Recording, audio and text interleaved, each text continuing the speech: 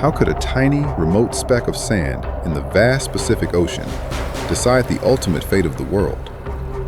In June 1942, Midway Atoll became the stage for a clash that would determine if the Empire of Japan would dominate the entire ocean or if the United States could finally halt their relentless momentum. Stay with me until the very end of this video, because I'm going to share a specific split-second decision made by a single pilot that didn't just win a battle, it arguably changed the entire course of human history. If you enjoy these deep dives into the turning points of history, please hit that like button and subscribe to the channel so you never miss an episode of our documentary series. Now, if you're ready, let's travel back to the summer of 1942 and witness the moment the world held its breath. 6 months after the devastating surprise attack at Pearl Harbor, Japan appeared unstoppable across Asia and the Pacific. They had captured the Philippines, Singapore, and Hong Kong. Yet Admiral Isoroku Yamamoto knew his victory was incomplete as long as American aircraft carriers still sailed the seas. To the Japanese leadership, the Americans were soft and lacked the stomach for war. However, the Doolittle raid on Tokyo had recently shaken their confidence, proving the home islands were vulnerable. Yamamoto devised a plan, Operation MI, to invade Midway, a strategic base 1,000 miles from Hawaii, to lure the U.S. Pacific Fleet into a decisive battle and destroy their will to fight once and for all. But the Japanese were walking into a trap they never saw coming, because the Americans possessed a secret, invisible weapon. In a windowless basement at Pearl Harbor known as Station HYPO, Commander Joseph Rochefort and his team of brilliant codebreakers had deciphered the Japanese naval code, JN25. They had learned the exact time, the size of the fleet, and the entire strategy of the impending invasion. Admiral Chester Nimitz knew the surprise before it even began. He rushed the carriers Enterprise and Hornet into position, joined by the Yorktown, which had been miraculously restored to battle-ready status in just 3 days after suffering heavy damage at the Coral Sea. On the morning of June 4th, the sky over Midway erupted in fire as 108 Japanese aircraft hammered the island's facilities.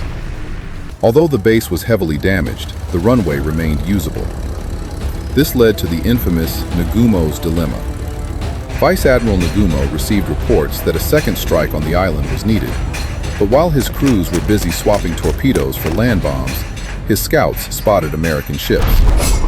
Nagumo was caught in a chaotic cycle of rearming and hesitation as American aircraft from Midway continuously harassed his fleet, delaying his ability to launch a counterstrike. The first waves of American carrier-based attacks were a complete slaughter. Torpedo squadrons, like the Hornet's VT-8, attacked without any fighter protection and were almost entirely annihilated by Japanese Zeros. Of the 15 devastators in VT-8, every single plane was shot down, and only one pilot survived. However, their sacrifice proved to be the decisive factor of the day. By drawing the Japanese fighter cover down to sea level, they left the skies high above the carriers completely unguarded, precisely when the American dive bombers were approaching from the clouds. At 10:20 a.m., the miracle of Midway occurred. Lieutenant Commander Wade McCluskey, leading dive bombers from the Enterprise, was dangerously low on fuel and found nothing at the reported coordinates. Acting on pure instinct, he spotted the wake of the Japanese destroyer Arashi and followed it. Suddenly, the Kaga, Akagi, and Soryu lay exposed below him, their decks cluttered with fueled planes, loose bombs, and gasoline lines. In just 5 minutes, 3 of Japan's elite fleet carriers, the same ones that had attacked Pearl Harbor, were turned into burning hells. The lone survivor, the Hiryu, managed a desperate counterattack that eventually sank the Yorktown, but she too was soon hunted down and sent to the bottom of the ocean.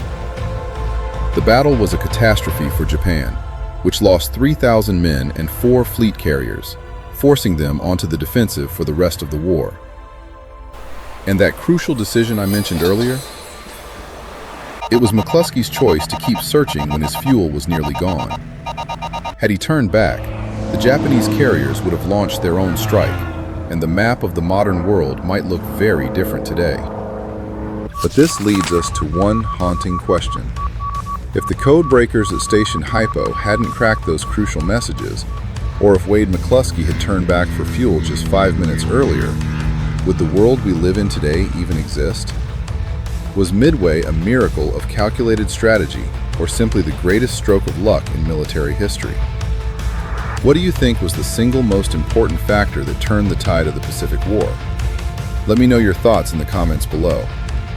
Thank you for watching, and I'll see you in the next chapter of history.